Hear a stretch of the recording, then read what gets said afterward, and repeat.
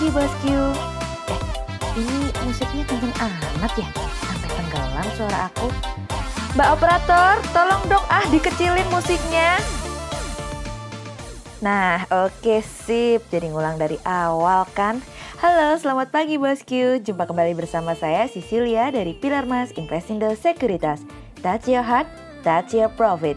Seperti biasa hari ini Rabu tanggal 6 Mei 2020, kita akan mulai saja nih bosku market review kita hari ini dengan episode Buah Simalakama. Namun sebelum kita masuk ke market review hari ini, saya minta waktu sejenak untuk kita mendoakan Maestro Campur Sari Indonesia, Didi Kempot yang sudah dipanggil berpulang ke pangkuan Sang Pencipta. Semoga amal dan ibadah beliau diterima di sisinya. Terima kasih untuk waktunya ya bosku, tentunya Indonesia akan kehilangan sosok musisi legendaris yang selalu melestarikan bahasa Jawa. Maka dari itu jangan kemana-mana ya bosku, tetap di channel Pilar Mas Investindo Sekuritas. Touch your heart, touch your profit. Pionir Sekuritas Channel di Indonesia.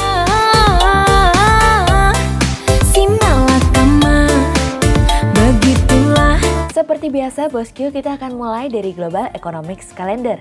Ada berita dari US Trade Balance yang turun dari sebelumnya minus 39,8 billion US dollar menjadi minus 44,4 billion US dollar. Kemudian ada dari US Market US Service PMI yang turun dari sebelumnya 27 menjadi 26,7. Kemudian ada dari US Market US Composite PMI yang turun dari sebelumnya 27,4 menjadi 27. Kemudian kita beralih ke corporate news. Ada berita dari PT Evershine Tax Tbk atau ST yang meraih penjualan sebesar 29,89 juta US dollar hingga periode 31 Desember 2019 turun dibandingkan penjualan 35,98 juta US dollar di periode yang sama di tahun sebelumnya dari iqplus.info. Kemudian ada dari PT Bank Capital Indonesia Tbk atau BACA yang meraih pendapatan bunga bersih sebesar 91,65 miliar rupiah hingga periode 31 Maret 2020 naik dari pendapatan bunga bersih 67,53 miliar rupiah di periode yang sama di tahun sebelumnya dari iqplus.info. Kemudian ada dari PT Total Bangun Tbk atau TOTL yang membukukan laba bersih senilai 60,98 miliar rupiah pada kuartal 1 2020 dari bisnis.com. Kemudian pada perdagangan hari Selasa tanggal 5 Mei 2020, IHSG ditutup menguat 24 poin atau 0,54% menjadi 4.630. Sektor properti, barang konsumsi, agrikultur, dan pertambangan bergerak positif dan menjadi kontributor terbesar pada kenaikan IHSG kemarin. Investor asing membukukan penjualan bersih sebesar 429 miliar rupiah. Kemudian kita akan masuk ke market review hari ini. Cerita hari ini akan kita awali dari semakin panas bosku. Pada akhirnya giliran media pemerintah Cina mengeluarkan kritikan terhadap Sekretaris Negara Michael Pompeo. Media pemerintah Cina menyebutkan bahwa mereka yang jahat dan pembohong. Tentu hal ini salah satu pembelaan yang dilakukan oleh Cina terhadap tuduhan yang diberikan oleh Presiden Trump nih bosku.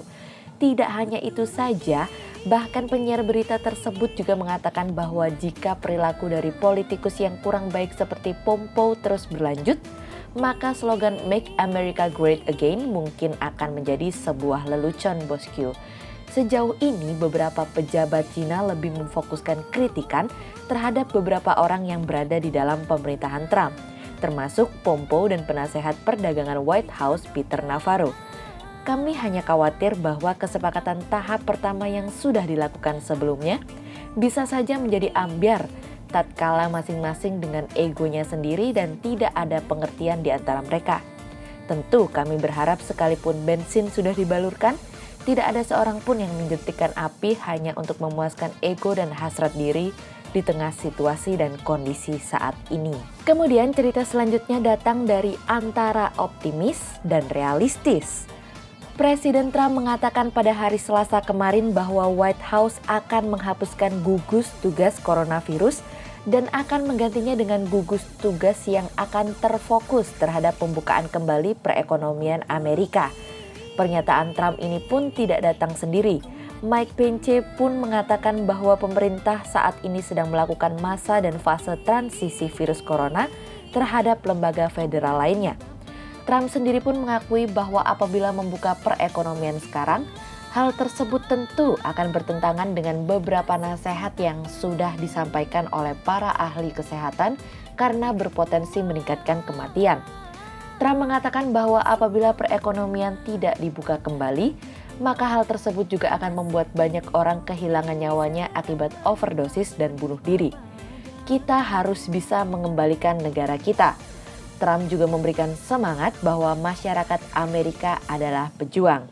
Kami melihat dari pengakuan tersebut mengindikasikan nih bosku, bahwa Trump akan segera membuka perekonomian dengan membentuk gugus tugas yang akan bertugas dan berfokus terhadap pembukaan perekonomian kembali meskipun akan menelan korban jiwa yang lebih banyak.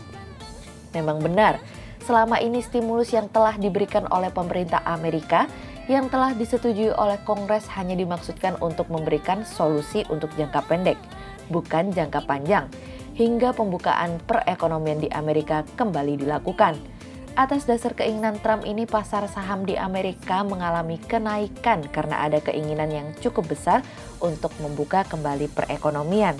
Tentu kami ikut berharap banyak ketika Trump mengatakan bahwa akan membuka perekonomian. Namun, apakah hal tersebut layak diperjuangkan ketika ekonomi dipilih dibandingkan dengan kehidupan manusia? Kemudian cerita selanjutnya berasal dari dalam negeri. Bagaimana dengan kita? BPS mengumumkan pertumbuhan ekonomi Indonesia mengalami perlambatan, di mana pada kuartal 1 2020 pertumbuhan berada pada 2,97% year on year, sedangkan secara kuartal tercatat minus 2,41% quarter over quarter.